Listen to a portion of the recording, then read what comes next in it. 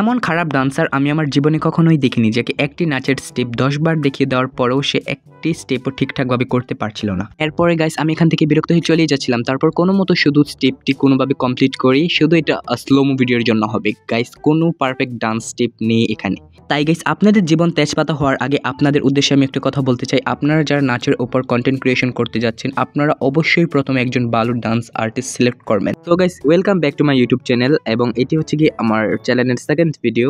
আমি যেহেতু নতুন পেজ এবং চ্যানেল খুলেছি তাই আমি ভাবছিলাম যে আজকে একটি শুটিং করা যাক। আর যে আমার সাথে আছে আপনারা ওকে অবশ্যই এখন চিনে ফেলেছেন, ও হলো আমার মামাতো বোন, তার নাম হচ্ছে কারিশমা। গাইস আপনারা নাম শুনে পটে গিয়ে এবং নাচ দেখে আবার দৌড় দেবেন। আজকে হচ্ছে কি সোমবার দিন, এবং আমরা দুপুরে বসে বসে ভাবছিলাম যে আজকে আমার পেজের জন্য কিছু ভিডিও ক্রিয়েট করা যায়, এবং আমি সেটা ভাবতে ভাবতে আমি আমার বোনকে বলি যে চল আমরা ভিডিও করা শুরু করে দিই, কিন্তু সে কোনোভাবেই রাজি হচ্ছিল না। আমি তাকে অনেক কষ্ট করে শাড়ি পরে মেকআপ করে এনেছিলাম শুটিং করার জন্য, কিন্তু সে কি করেছেন আপনারা তা দেখতেই পাচ্ছেন। আরেকটি কথা হলো আমি 3 বছরের ট্রেন ডান্সার এবং আমি ছোটবেলা থেকে নাচ করি, আর সে কখনো নাচ করেনি কোনো ফাংশনে বা কোনো অনুষ্ঠানে, কোনো স্কুলের প্রোগ্রামে কখনো সে নাচ করেনি, তাই সে নাচের কিচ্ছু পারছিল না। কিন্তু আমি এটা ভেবে অবাক যে একজন মানুষকে 10 বার দেখিয়ে দেওয়ার পরেও সে কীভাবে না পারে। গাইস আরেকটি দুঃখের কথা আমি আপনাদেরকে কি বলবো গাইস, আজকের এই ভিডিওর ভয়েস ওভারটা যখন আমি দিচ্ছিলাম তখন আমি অনেক বেশি শিখছিলাম, এবং আজকে ছিল আমার পরীক্ষা দিয়ে এসেই আমি ভিডিওর ভয়েস ওভার দিচ্ছিলাম। গাইস কি যে কষ্টের আমি আপনাদেরকে বোঝাতে পারবো না।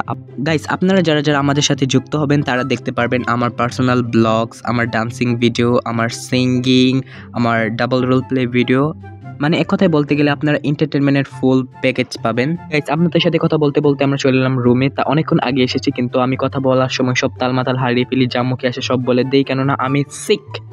এবং রিয়েলি অনেস্ট গাইস, আমি যখন এই নাচের ভিডিওটা করছিলাম আমি সত্যিকারে অনেক সিক হয়ে গিয়েছিলাম, কেননা আমি ওর নাচের স্টেপ দেখে আমি মানে পুরো পাগল হয়ে গেছে, আমার চোখ কপাল উঠে গিয়েছিল। শুধু তাকে ঘাড়ে আমি হাত দিতে বলছিলাম যে একটু না রোমান্টিক স্টাইলে, এত আনরোমান্টিক একটি মেয়ে কীভাবে হতে পারে গাইস।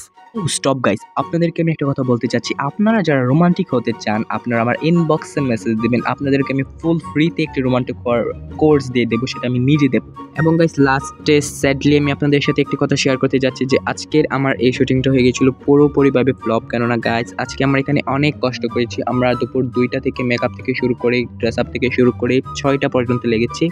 পরবর্তীতে আবার আমাদেরকে ভিডিও এডিট করতে হয়েছে, কিন্তু আজকে আমার এই ফুল শুটিংটা হয়ে গেছিলো ফ্লপ, কারণ এখানের কোনো ভিডিও ভাইরাল হয়নি। গাইস আজকে আমি এই ভিডিওটা এখানে ছেড়েছি, আপনারা অবশ্যই আমাকে ভালোবাসা দেবেন এবং পাশে থাকবেন। গাইস আজকের মতন এই পর্যন্তই, দেখা হবে আমার পরবর্তী ভিডিওতে। ততক্ষণ সবাই ভালো থাকবেন, সুস্থ থাকবেন, এবং আমার জন্য সবাই দোয়া করবেন যেন আমি একজন সফল কন্টেন্ট ক্রিয়েটর হতে পারি। আর গাইস আপনারা বলবেন ছাপড়ি নেন মিনি ক্যাপসাম।